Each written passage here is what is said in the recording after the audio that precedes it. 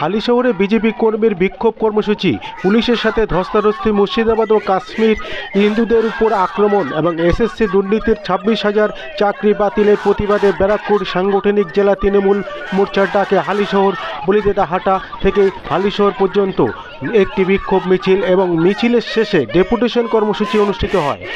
এই মিছিলে কেন্দ্র করে এলাকায় চরম উত্তেজনা সৃষ্টি হয়। বিক্ষোভ মিছিলে হালিশহর থানায় পৌঁছলে বিজেপি কর্মীরা টায়ার জ্বালিয়ে প্রতিবাদ জানাতে চান এবং পুলিশ কর্মীরা তাদের বাধা দিলে বিজেপি কর্মীর এবং পুলিশের মধ্যে ধস্তাধস্তি শুরু হয়।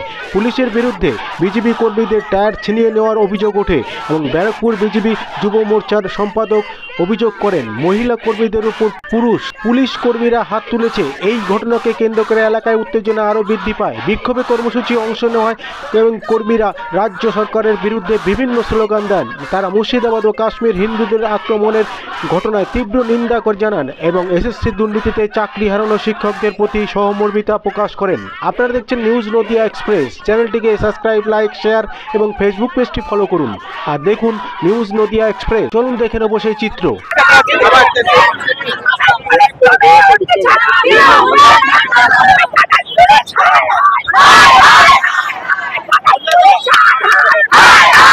সামনের দিকে যাবা কেন?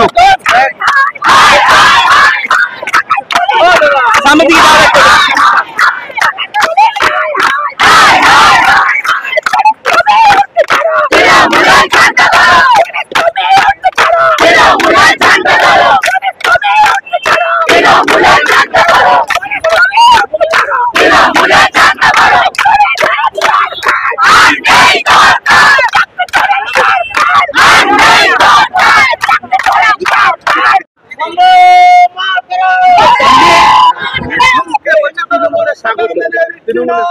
দেখুন, এই ব্যাপারে আমার দল বলেছে ওরা কাকে স্বাগতম করবে আর কখন কালো পতাকা দেখাবে সেই ব্যাপারে আমাদের কিছু বলার নেই।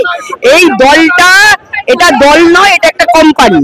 ওই কোম্পানি কখন কি করে সেই সম্পর্কে আমরা কিছু বলবো না। এই ব্যাপারে দিলীপদার ব্যাপারে আমাদের রাজ্য সভাপতি তিনি তার মন্তব্য করবেন। ওরা দেখুন, ওরা অনেক কিছুই চেষ্টা করবে, এটা তৃণমূলের কাজ, কিন্তু এটা কোনোদিন করতে পারবে না।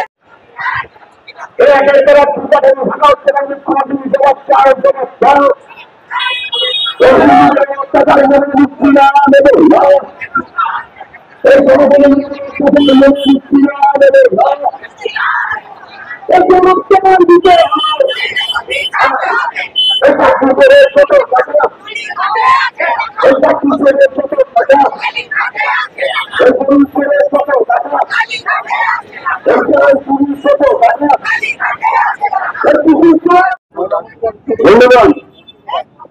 ইতিমধ্যে আপনারা অবগত আছেন কলকাতা থেকে মুর্শিদাবাদ, মালদা ও কাশ্মীরের জায়গাতে ভগবান আরেকটি অত্যাচার হিন্দু নাগরিক সমাজের হচ্ছে। এই মাথায় টুপি লম্বা গাড়ি, এই মাথায় টুপি লম্বা গাড়ি, এই মুর্শিদাবাদে হিন্দু অত্যাচার হচ্ছে বলে মুখ্যমন্ত্রী চাই জবাব ছাড়াও এই কাশ্মীরে হিন্দুরা বিভিন্ন দাবি নিয়ে আজকে তার আগে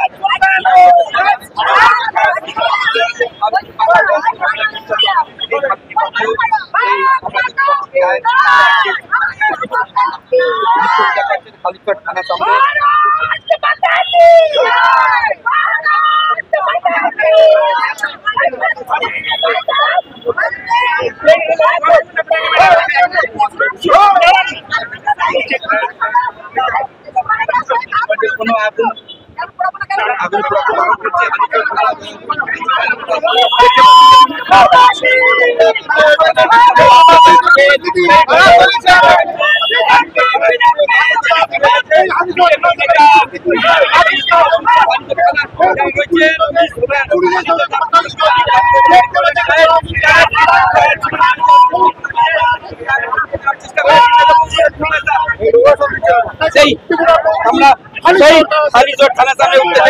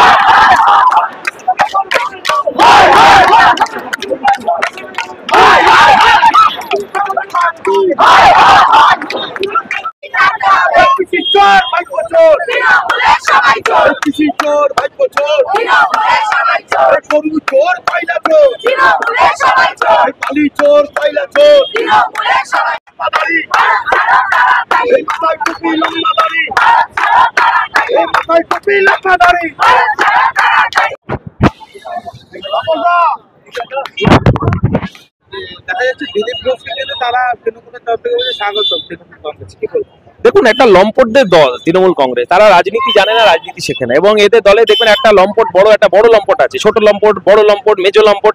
তো বড় লম্পট হচ্ছে কুণাল ঘোষ। এই বড় লম্পট মাঝে মধ্যে লুঙ্গি তুলে লাফাতে শুরু করে দেয়। তো এর কথা খুব একটা গুরুত্ব দেওয়ার কোনো জায়গা নেই।